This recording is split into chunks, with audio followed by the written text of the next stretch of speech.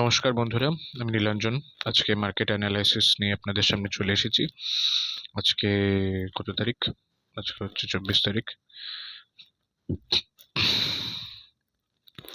24 তারিখের market analysis নিফটিতে ঢুকে গেলাম।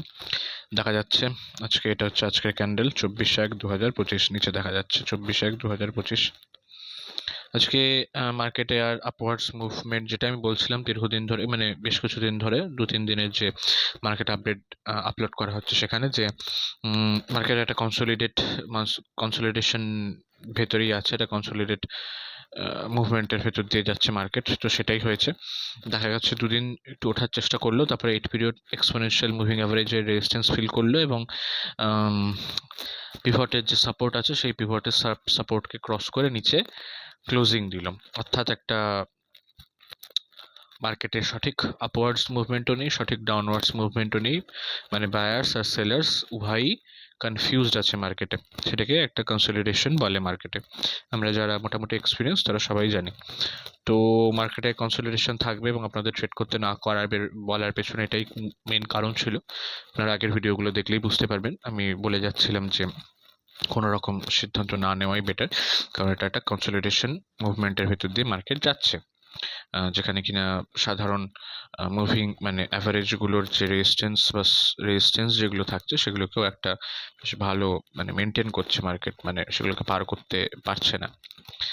তো যদি আমি একটা মোটামুটি ডেইলি 15 মিনিটসের ক্যান্ডেলে চলে যাই, তখন দেখা যাবে যে আজকের দিনটা শুরু হয়েছে এখান থেকে শুরু হয়েছে 9টা, নিচে দেখা যাচ্ছে 24/1, 9টা 15 থেকে শুরু হয়েছে এই ক্যান্ডেল থেকে।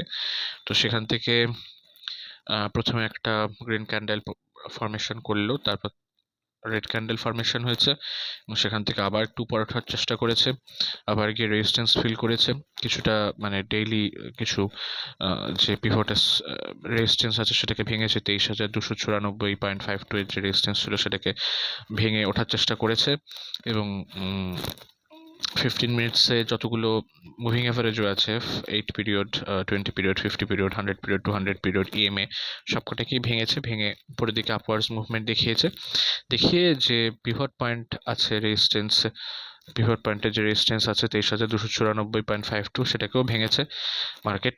কিছুক্ষণের জন্য 15 মিনিটের আধ ঘন্টার জন্য সাস্টেন করেছে, কিন্তু সে সাস্টেন মেনটেন করতে পারেনি।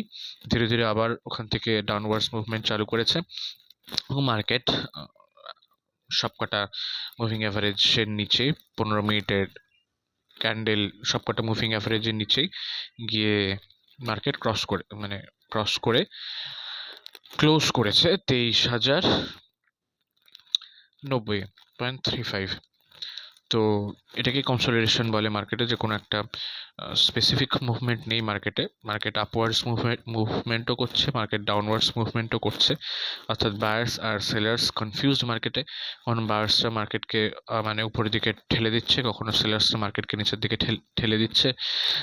মানে ট্যাগ অফ ওয়ার যেটাকে বলে, এটা দড়ি টানাটানির যে যুদ্ধ, টাগ অফ ওয়ার, তো সেটাই চলছে। তো এই সময় মার্কেটে কোনো রকম ইনভেস্টমেন্ট বা ট্রেডিং নিফটি বা ব্যাংক নিফটিতে ফিউচার অপশানে না করাই বেটার এখনো পর্যন্ত আমি বলে চলেছি। ব্যাংক নিফটিটাও দেখছি। ব্যাংক নিফটিতেও যেটা হয়েছে সেটা হচ্ছে যে একই সেম জিনিস, প্রথম দিকে ডাউনওয়ার্ডস মুভমেন্ট, দেন আপওয়ার্ডস মুভমেন্ট, তারপরে আবার 200 পিরিয়ড মুভিং অ্যাভারেজ আর পিভট পয়েন্টের 48,828-এ একটা রেজিস্ট্যান্স ফিল করেছে এবং সেখান থেকে একদম শার্প ফল। অর্থাৎ মার্কেটে বায়ার্স আর সেলার্সদের ভেতরে যুদ্ধ চলছে, কে যুদ্ধ জিতবে সেই নিয়েই দ্বন্দ্ব চলছে। তো এই মুহূর্তে কোনো রকম ট্রেড না করা বেটার, ফিউচার অপশানের ক্ষেত্রে কোনো রকম ডিসিশন না নেওয়া বেটার যতক্ষণ না মার্কেট একটা প্রপার ট্রেন্ড দেখাচ্ছে। সেটা আমি আপনাদের জানাবো যে কখন প্রপার ট্রেন্ড দেখাচ্ছে মার্কেট এবং আপনারা কখন সেফলি ফিউচার বা অপশানে কিছুটা ইনভেস্ট করতে পারেন। তো এছাড়া যদি ইকুইটি সেগমেন্টে আপনারা কোনো স্টকের রেকমেন্ডেশন থাকে সেটা কমেন্টে আমাকে জানান, আমি স্পেসিফিক সেই স্টকটাকে অ্যানালাইসিস করে বলে দেবো যে সেটা আর কোন টাইমে আপনি, মানে কোন টাইম ফ্রেমে আপনি ইনভেস্ট করতে চাইছেন সেটাও জানাবেন, যে উইকলি বেসিসে, মান্থলি বেসিসে বা ডেইলি বেসিসে কীরকম। সেই ইনভেস্টমেন্টের টাইম ফ্রেমটাকেও মোটামুটি জানিয়ে দেবেন যে এতদিনের জন্য ইনভেস্ট করতে চাই, তো সেটা ইনভেস্ট করা যেতে পারে কিনা ইকুইটি সেগমেন্টে টেকনিক্যাল অ্যানালাইসিসের মাধ্যমে, সেটা আপনাদেরকেও আমি যতদূর সম্ভব জানিয়ে দেওয়ার চেষ্টা করব। তো আজকে অবধি থাক, আমাদের ভিডিওগুলো ছোট ছোটই থাকছে যাতে আপনারা তাড়াতাড়ি একটা সামারি পেয়ে যান মার্কেটের, নিফটি ব্যাংক নিফটির ক্ষেত্রে। তো কনসলিডেশন আছে মার্কেটে, ধীরে সুস্থে ধীরে সুস্থে বুঝে শুনে এগোন। আমি সবসময় আপনাদের সাথে আছি, পাশে আছি গাইড করার জন্য। আর যে কোনো ধরনের স্টক অ্যানালাইসিসের জন্য আমাকে কমেন্টে জানান, কোন টাইম ফ্রেমে অ্যানালাইসিসটা চাইছেন বা ইনভেস্ট করতে চাইছেন সেটা জানান। তার উপরে আমি ডেফিনেটলি ভিডিও করে আপনাদেরকে শেয়ার করব। এবং যিনি স্পেসিফিকভাবে কোয়েশ্চেন করবেন তার নাম মেনশন করেই আমি সেই ভিডিওটা আপলোড করব। ভালো থাকুন, ভালোভাবে ইনভেস্টমেন্ট করুন। ট্রেডিং যদি শিখতে চান বা মার্কেটে টেকনিক্যাল অ্যানালাইসিস যদি শিখতে চান, আমি এরকম কখনোই আপনাদেরকে গ্যারান্টি দিয়ে বলবো না যে আপনাদের আমার থেকে যদি কিছু শেখেন তাহলে আপনারা শুধু প্রফিটই করবেন, কারণ সেটা একটা মিথ্যে কথা বলা হবে। আপনি যদি টেকনিক্যাল অ্যানালাইসিস শিখে মার্কেটকে লসকে প্রিভেন্ট করতে চান, লস যাতে বেশি না হয় এবং লস কমাতে পারলে ধীরে ধীরে মার্কেটে টাইম দিতে পারলে মার্কেট থেকে প্রফিট আসবেই, ব্যাংকের থেকে বেশি আসবে। তো সেই জায়গাটা যদি তৈরি করতে চান আমার সাথে যোগাযোগ করতে পারেন। আমার ডেসক্রিপশানে নিজের মেল দেওয়া আছে, চাইলে আপনারা মেল করুন, কন্ট্যাক্ট নাম্বার আপনারা শেয়ার করুন, আমি যোগাযোগ করে নেব। আপনাদের কোয়ারিও মেলে আমাকে জানাতে পারেন। ততদিন ভালো থাকুন, সুস্থ থাকুন। আজকের জন্য থ্যাংক ইউ। আর আমার সঙ্গে থাকুন, আর যা কোয়ারি আছে তো অবশ্যই জানতে চান।